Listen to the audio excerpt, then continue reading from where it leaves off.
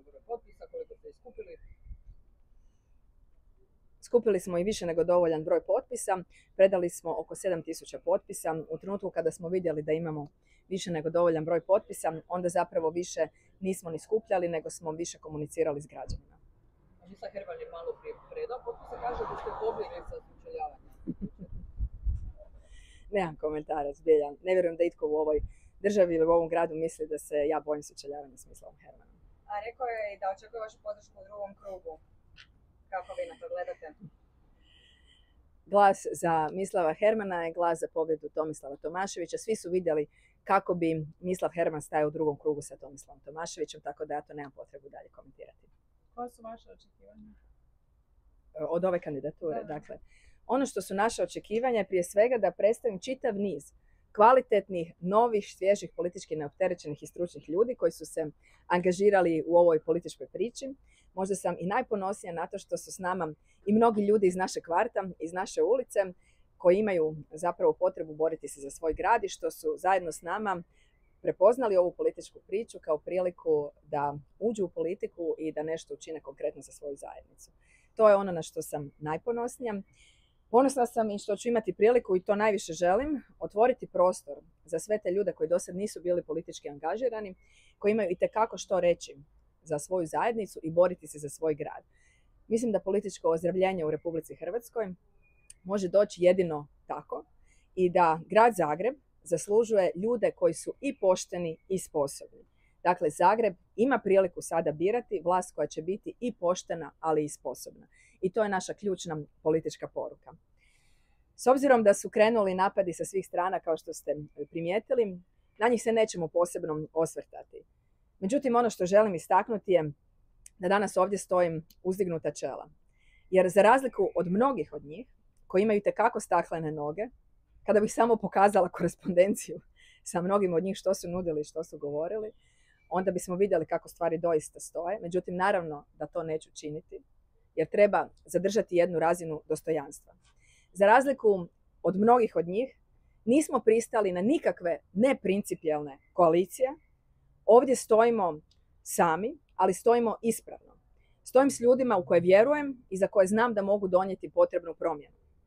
Grad Zagreb ne mora birati između vlasti koja se nije dokazala kao sposobna i između političkih struktura koje su interesno vezane s druge strane.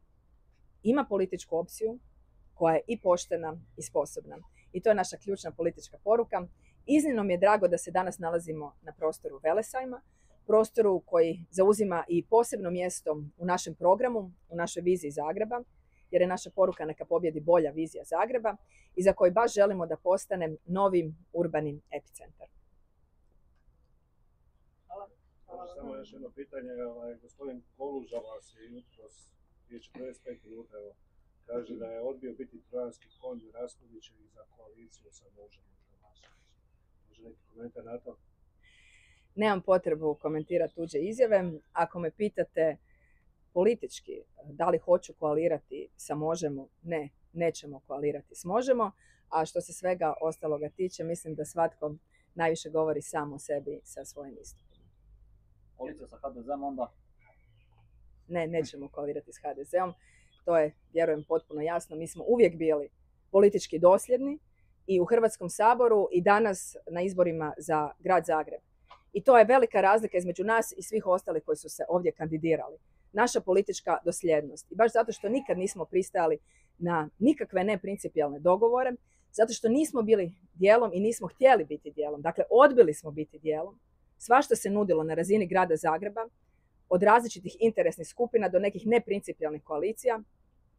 Mi smo to sve odbili. I zato kažem, ja danas ovdje stojim uzdignuta čela. Ovaj put možda jest teži, ali je ispravan. I jedino tako možemo donijeti svježinu u hrvatsku političku priču i možemo ponuditi konkretne programe i konkretne ljude. Meni je iznimno drago da pored sebe imam Milku Rimac-Bilušić i Damira Firšta, koji su ljudi koji dosad nisu bili politički aktivni, ali su stručni i sposobni i istupaju sada zajedno sa mnom da promijene političku sliku našeg grada, ali prije svega sa svojim znanjem i prijedlozima. Mi smo došli danas o tome razgovarati. Sve ove pokušaje difamacije, pa može ih se i stotina ujediniti protiv mene. Ja jesam jedina žena u ovoj političkoj utrci, Ali svi znate koliko su žene odlučne i koliko su sposobne. Žene mogu sve podnijeti, ali prije svega žene se mogu i za sve izboriti. Tako da može ih se i stotina ujediniti. Mogu i svi zajedno, ako im je to interesantno, krenuti na nas ili protiv mene kao jedine žene u ovoj političkoj utrci. Ja se toga ne bojim. Mi vjerujemo u ono što radimo, čisti smo, nismo pristajali na ove različite neprincipijelne dogovore. Kod nas nije bilo nikakvih pretrčavanja i ostaćemo dosljedni od početka do kraja. Važno pitanje, malo o programu, o ne politici. Imate u programu proširenje domova za starije. Možete to malo elaborirati? Znači, jedna stvar je proširenje, a drugo je model gdje bi se oni koji žele otići u dom, svoj stan dali gradu za iznajmljivanje. Kako bi to funkcioniralo? Ne, dakle, to je jedna vizija mogućeg prijedloga koji je izrađen u suradnji sa stručnjacima koji se bave stambenim politikama. Dakle, znamo da je jedan od najvećih problema u gradu Zagrebu, ne samo u gradu Zagrebu, na razini cijele Hrvatske, nedostatak mjesta u domovima za starije osobe. Ja sam se intenzivno bavila problemima osoba starije životne dobi. Dapače, zajedno sa stručnjacima sam u Hrvatskom saboru predložila rezoluciju o položaju i pravima starijih osoba i oni su stali iza nje.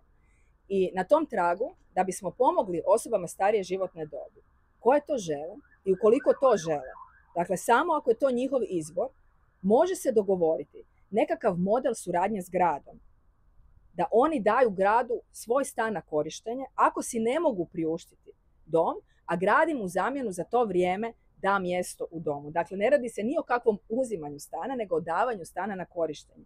I to samo onim građanima grada Zagreba koji smatraju da bi im taj model pomogao. Zašto? Zato da spriječimo jednu vrlo štetnu pojavu koja se događa i o kojoj intenzivno piše i pravobraniteljica. A to je činjenica da mnoge osobe starije životne dobi koje nemaju financijska sredstva i koje trebaju nekoga da se za njih brine, potpisuju vrlo čudne ugovore o dosmrtnom uzdržavanju, gdje onda njihova imovina ulazi zapravo u nekakvu trgovinu koju oni nisu svjesni i ostaje trećim osobama. Što je strašno, jer se starije osobe iskorištavaju i dolazi se do njihove imovine samo zato što im treba skrb. Mi želimo da se takva štetna praksa prekine i želimo im omogućiti puno veću zaštitu. Ako smatraju da nemaju trenutno financijska sredstva i da žele s nekim ući u partnerstvo, onda im je vjerojatno sigurniji partner za one koji to izaberu. Pitanje je ovdje izbora, a ne nikakve nužde. Za one koji to izaberu grad Zagreb, nego neka treća osoba u koju ne mogu imati povjerenja i koja im se ovdje nudi kao jedini izbor.